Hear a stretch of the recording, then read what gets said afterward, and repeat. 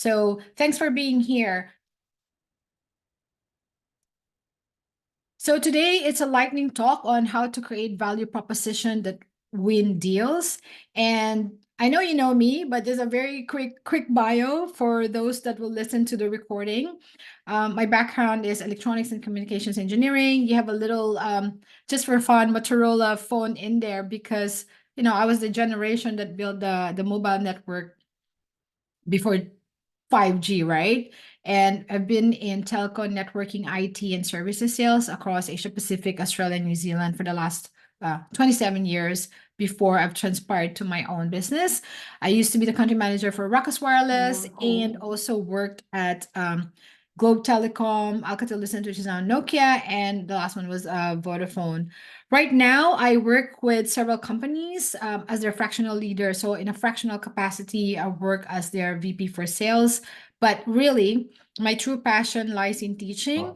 And my life's purpose is to elevate the status of the sales profession by fostering, ethical practices and promoting continuous learning. And I really aim to transform the perception of sales and help professionals thrive in their careers.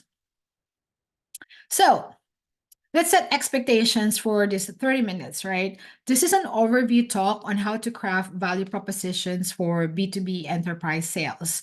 So we'll cut it into three. The first one is understand what are the components of a strong value proposition. Number two, construct value propositions and integrate into your sales process. Now, this is going to be very interesting because we're going to use a case study. It's a real one. I'm not going to mention the account, but you'll see the photo so you'll know. And it's been like probably 8 to 10 years ago, but the framework still sits very strong. And deliver a clear and concise message that differentiates you and resonates with every stakeholder from decision makers to end users. All right. So just ask, answer in the chat, why do you think it's important to have an effective value proposition for you? Just want to see your thinking there.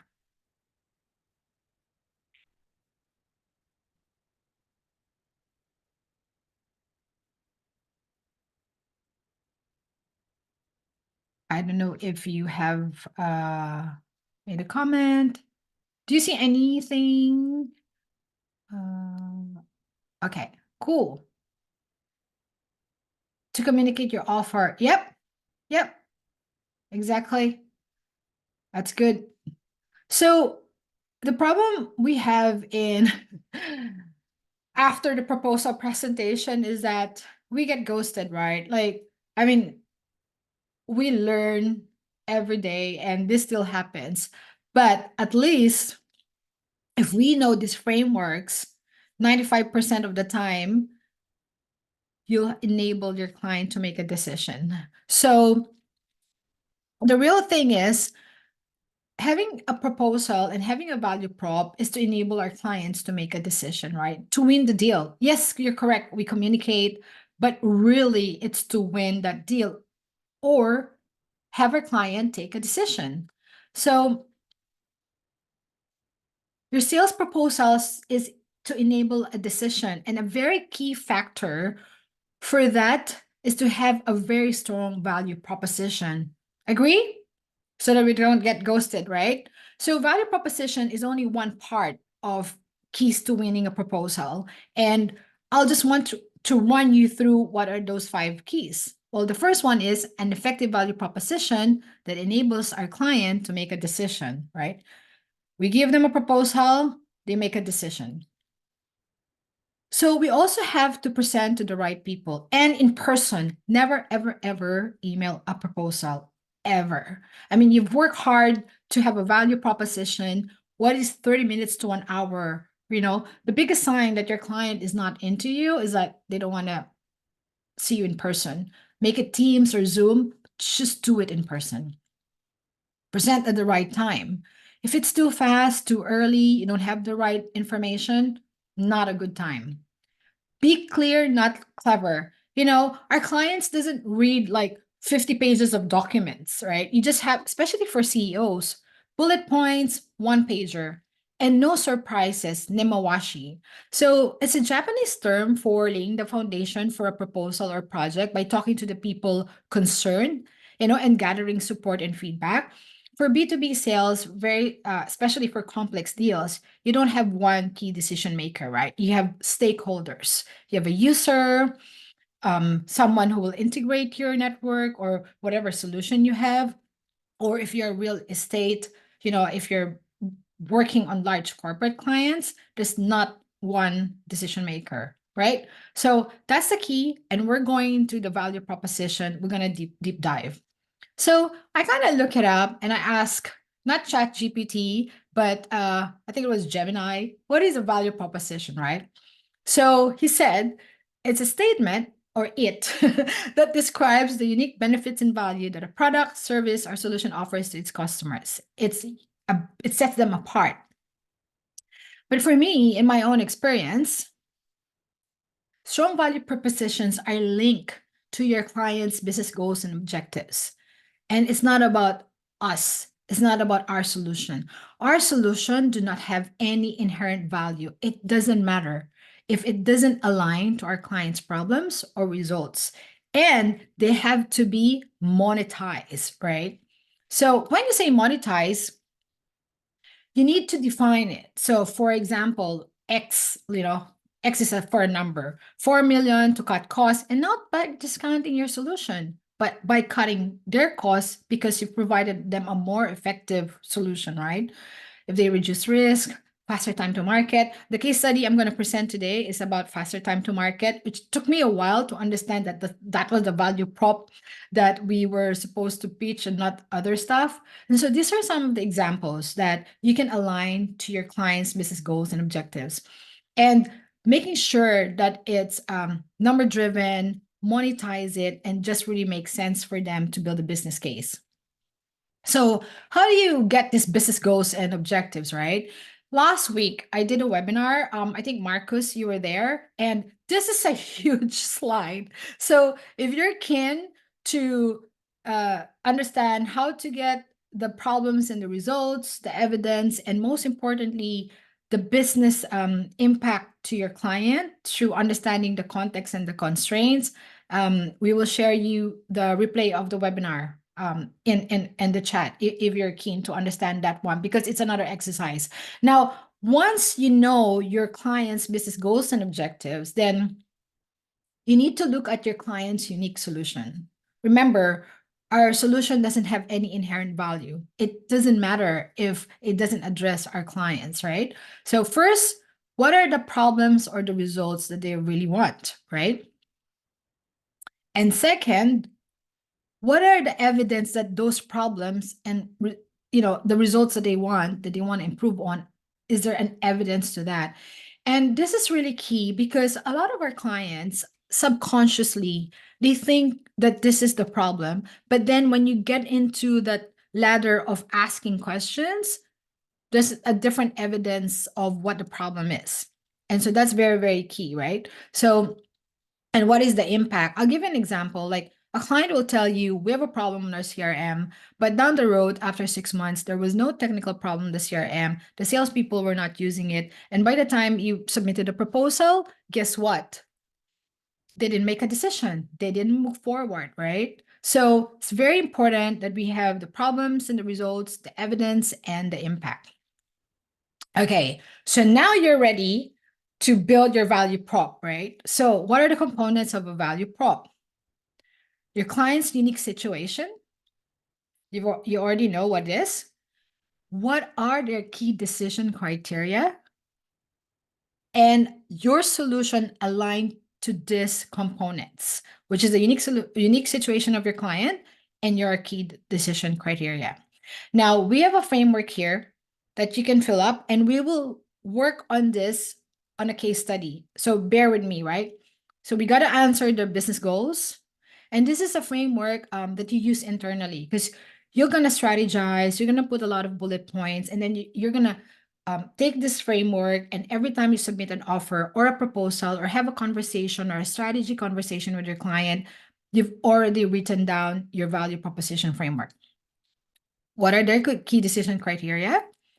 the solution description that you have, the benefits in the solution, and the differentiators, right? Why you? All right, let's go to the fun part. This is a case study. Okay. So I was with Ruckus Wireless, a few years back, and I was working on the biggest Wi-Fi network that I have, right? I think it's around like, more than 2 million digits. So obviously, if you're in New Zealand, you know this Wi-Fi booth, right? And so I had this opportunity to work with them, and I keep on selling on how our outdoor Wi-Fi access point has the best reach and can seamlessly hand over from mobile to Wi-Fi and all of the technical innovation good stuff. But I wasn't getting any traction, right? So I was like, what the heck? What is wrong? Now, in the US, we were building a lot of community Wi Fi as well. It was the trend. And so I had to revamp and talk to different people, different key stakeholders. And so after multiple conversations and meetings with the stakeholders and the wider team, I realized I was not focusing on the unique situation they have.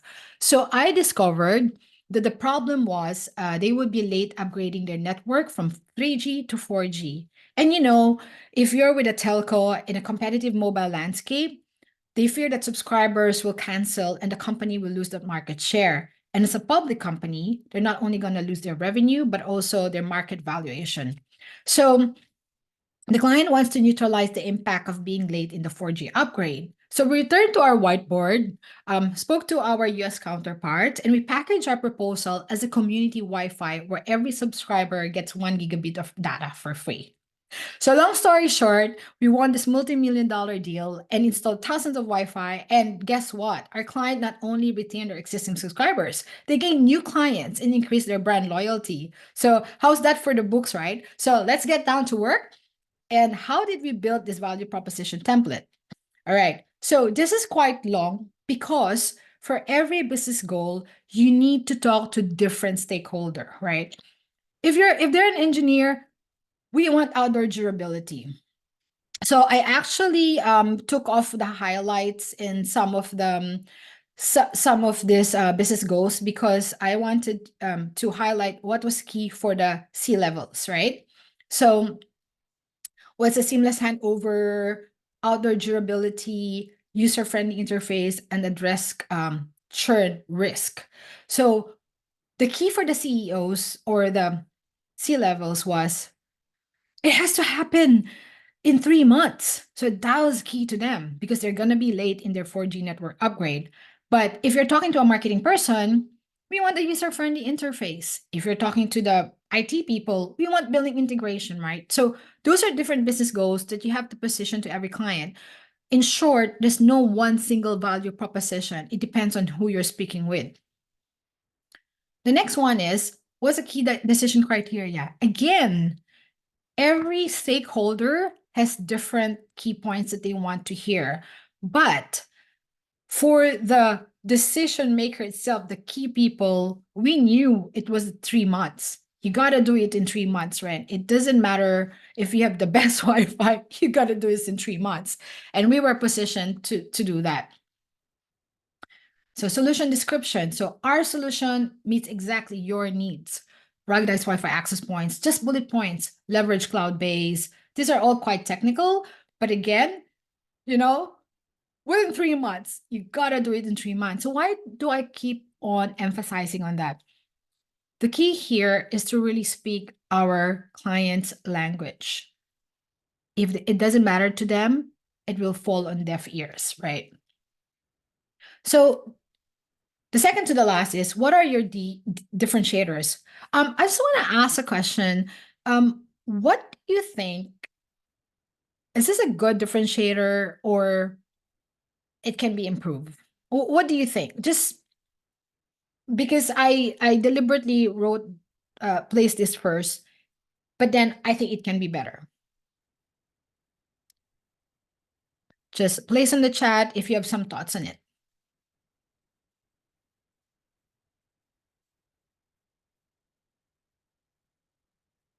So the challenge with this is it's all about us. And I wanted to emphasize this one because it's a mistake I do all the time. I keep on telling our client, I'm good at this. I'm 15 years experience. I'm this, I'm that. Our company is this. But it doesn't really answer their situation and their problems and the results. So a better differentiator template is our solution will empower you to create a seamless Wi-Fi mobile community platform, right? And then you can add all of the other stuff that you're really good at. Exactly, Sam. And you know what?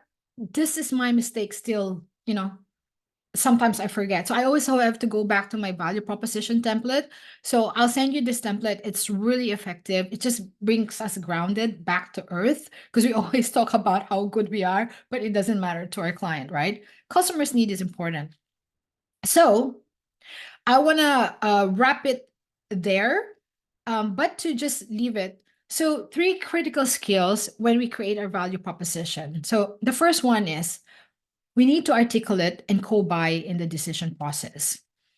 It's a conversation with our client, and it's always co buying. We need to validate, are we together here? Are we still aligned? If we have stepped our foot forward and they haven't done it yet, it's not the right time to do your pitch, to do your presentation. You got to build a really strong value proposition. The second one is we need to gain access to key stakeholders, right? And I'm not talking about just the decision maker. You need to have key stakeholders like, is it the people who will integrate it? Is it the marketing? When I was told like, oh, Ren, we're late here, it was actually one of the marketing people, and we positioned that during the value proposition stage and understanding what the decision criteria is, right? So some of the decision criteria, well, was just 3 months, a certain budget, and being able to have a seamless handover from mobile to Wi-Fi and those other parts. So understanding those three critical skills is really important. So I want to leave you as well. I don't know if you know Zig Ziglar, but I'm a big fan, in the 80s. The most important persuasion tool we have is our integrity. And I always stand by that. Always have integrity in our deals with our clients. Now, thank you for being here. I will be running my Elite Sales Athlete cohort from June 11th. Well, it's June 11th if you're in the US, June up to June 30, June 12 if you're in Australia and New Zealand. And one of the things here is that just to understand what a cohort is. So it's 3 weeks, and in that 3 weeks, you'll have 6 days. So every week, we'll have 2 days of live training sessions, 2 hours each. And it's not just me talking, talking, talking. So this is my fifth cohort. I've had 4 cohorts before. Normally, we would have 12 students. I had Alibaba Cloud and Capto, Aventus Medical. There was some startups from the US. We already have 3 students sign up, and I hope you guys will join us. So it's an interactive lecture coursework, and we will have a lot of role playing, and you're going to present. On the graduation as well, there's going to be a fireside chat with an exec. The last time we have this ex-CEO of Ruckus and the current CEO of Ruckus. Of course, I'm a Ruckus girl before, but we also have the McCain VP for sales. And so it's going to be exciting, 30 minutes of chat with them.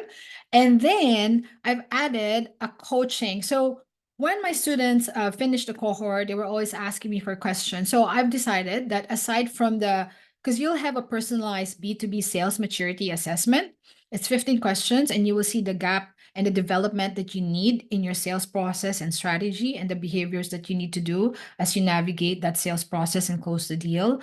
But you'll also have a 30 minutes one-on-one coaching with me to deep dive there and develop your strategy. And then for 12 months, we're going to do a group coaching support 1 hour check-in every month. We don't know still the date of those because I need to fix it within your time zones. So before I have Asia Pacific and AU and Z, but this time it's a US based and AU and Z class. So I hope you'll join us. The link is here. And if you want to know more about my work, I write a newsletter as well.